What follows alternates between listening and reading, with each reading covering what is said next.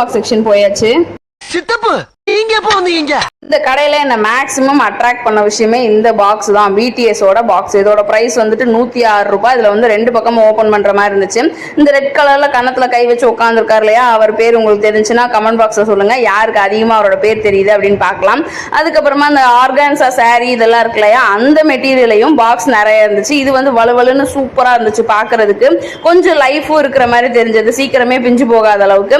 Maximum இங்க இருக்கிற ரேட்டே வந்து ஒரு 150 அந்த ரேஞ்சில தான் இருக்குது. கிட்டத்தட்ட உங்களுக்கு ஒரு 40 ரூபாய் 50 ரூபாய் அந்த ரேஞ்சில எல்லாம் நிறைய பர்ஸ் இருக்குது.